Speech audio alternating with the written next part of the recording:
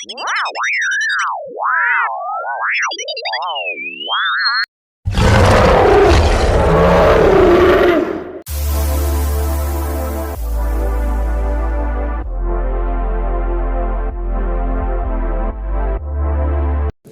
itu unik.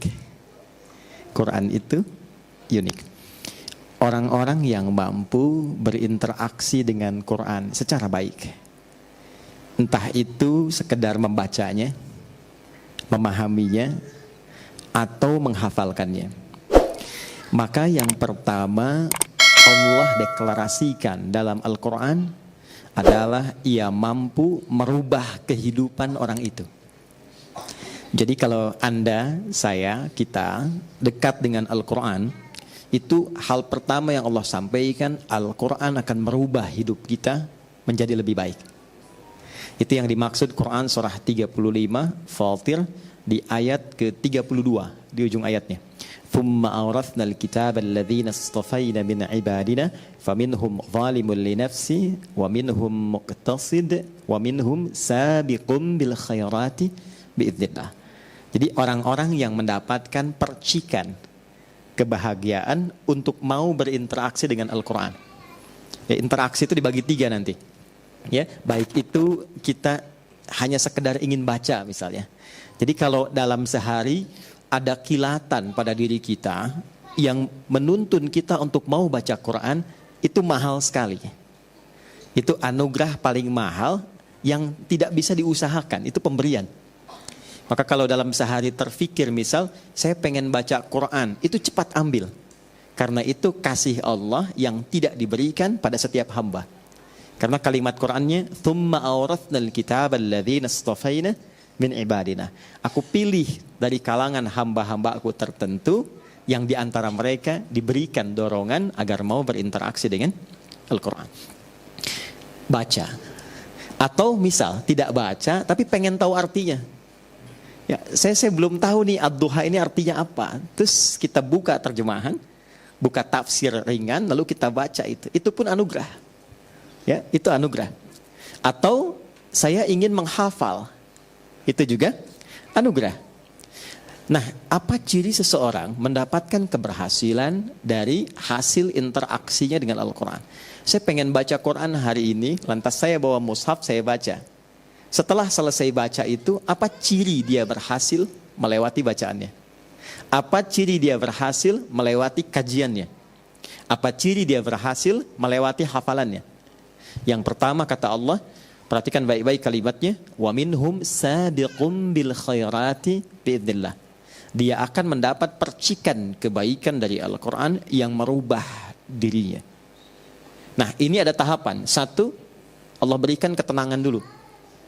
Jadi kalau teman-teman membaca Quran dan itu melahirkan ketenangan, kelapangan dalam hati, itu ciri anugerah pertama yang Allah berikan pada kita. Jadi kalau baca Quran pertama kali itu, jangan harap bertambah harta. Kalau bertambah harta, kerja. Ya, oke. Baik. Kalau Anda ingin berharap kedudukan, berusaha.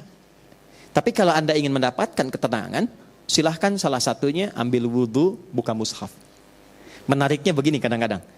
Kadang saat kita punya masalah, lalu kita buka mushaf. Menariknya kadang-kadang saat dibuka acak itu, kok ayatnya sesuai dengan apa yang sedang kita rasakan. Nah, itu bisa begitu. Nah, itu hanya Al-Quran. Anda boleh buka bacaan apa saja.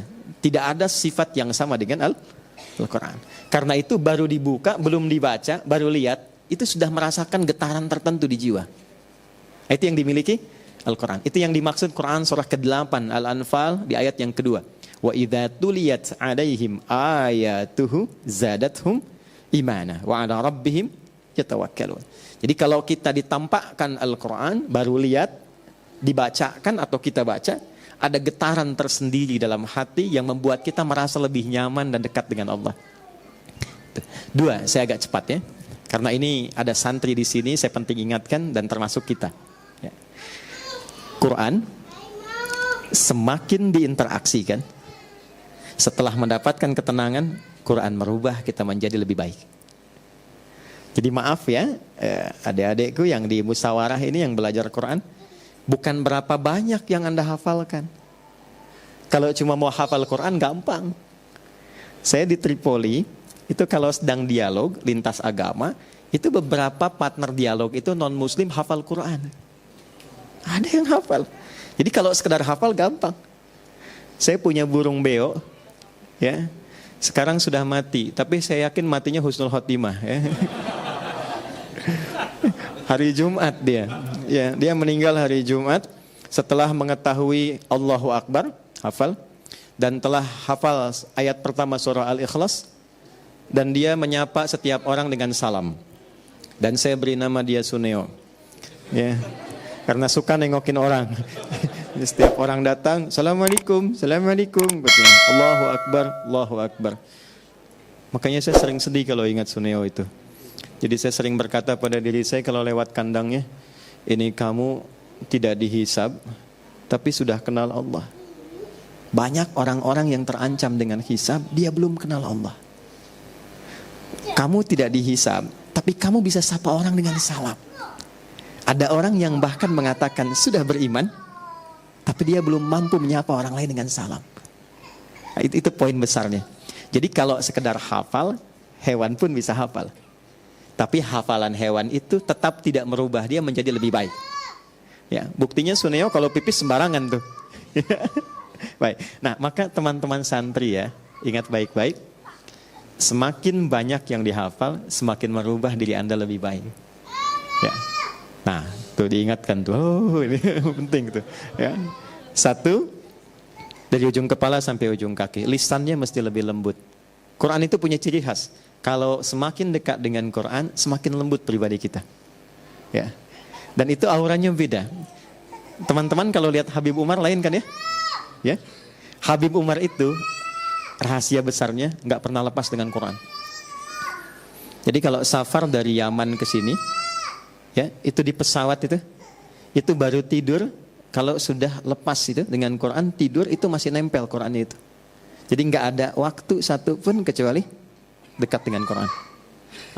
Tempatnya sekarang bukan di tempat biasa, bukan di hotel, tapi di rumah Quran. Maka sejak teman-teman masuk dari gerbang ke sini dan duduk sampai dengan kembali, saya berharap dengan kita mengaji di tempat ini, setidaknya merubah kita lebih baik setelah pulang dari sini. Ya, nah, tak cukup dengan amin ya, nanti kita praktekkan tuh. Jadi begitu keluar, lisannya mesti lebih baik. Saya tidak pernah mengajarkan Anda untuk mencela orang. Ya, betapapun teman kita, kawan kita belum beriman. Ya, itu poinnya.